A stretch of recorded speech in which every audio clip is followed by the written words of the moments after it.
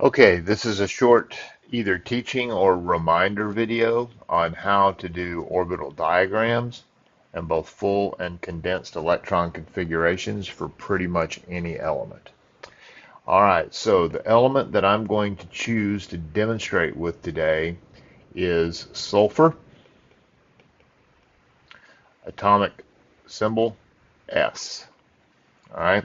So the first thing that you do every time is you need to figure out the total number of electrons.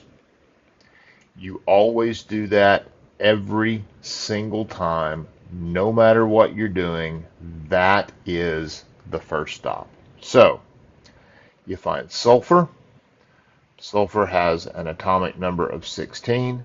Therefore, sulfur has 16 electrons. If you are doing an orbital diagram, then you have an orbital diagram scaffold, or you have something that's like 1s, 2s, 2p, like that. It doesn't really matter which you have. The point is you have something to put the electrons in. And so you simply put the electrons in, starting at the bottom. Okay, electrons spin up, spin down. You start down here because of the Aufbau principle. You start at the lowest energy level.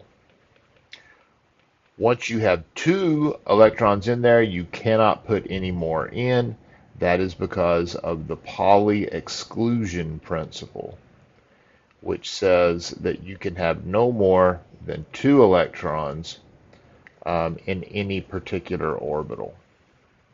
So we filled up 1s, so then we go to 2s, spin up, spin down. That brings us to 4. Then we fill up the 2p, spin up, spin up, spin up. Single, okay, and parallel. That's because of Hund's rule, which says that when you put electrons into orbitals that all have the same energy, like 2p or 3p or 3d or 4p, you put them in singly and parallel until forced to pair. So I now have 2, 4, 7. Now I'm going to pair them up. 8, 9, 10, 11, 12, 13, 14, 15, 16. And so that is the orbital diagram for sulfur. Now, if you are using a scaffold, the full electron configuration is basically just rewriting from the orbital diagram. So let's assume that for the moment. What you do is you write the element symbol, sulfur, and then you just transfer. That becomes 1s2. That becomes 2s2. That becomes 2p6. That becomes 3s2. And that becomes 3p4. And so that is your full electron configuration. Now the noble gas or condensed electron configuration, the easiest way to do this probably is not from this scaffold here, but from that scaffold there. Okay? So the easiest way to do that is this. You find your target element, in this case sulfur.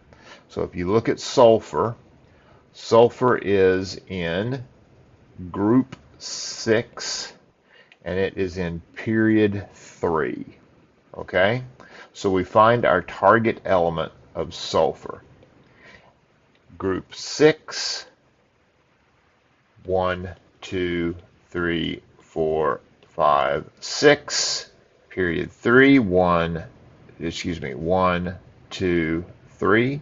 So group 6, period 3 is that one right there.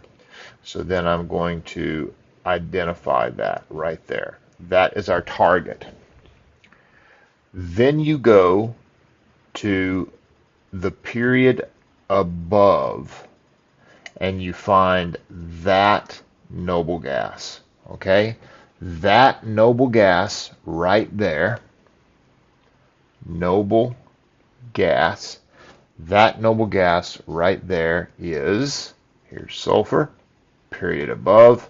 Find the noble gas, that is neon. So you write neon. Now neon has an atomic number of 10, right? So neon essentially has 10 electrons built into it. Well, you are trying to do 16 electrons, right? So you just need 6 more. All right, so we're back here. So we just did that noble gas. Okay, that's number 10. So then we're going down to here. That's the next element from 10 to 11. Here's the noble gas. That's 10. We go down to here. That is 11. Okay? Well, that 11 is in the 3s, right? So we're going to write 3s, 2. Now, what have we done? Actually, let me create myself a little slider for this. Be easier. There we go. So we started here at neon, right? So then we're trying to get to here. So what are we going to do? We're going to go 3s1, 3s2. That's where we are right now. Then we're going to go 3p1, 3p2, 3p3, 3p4. 3p4.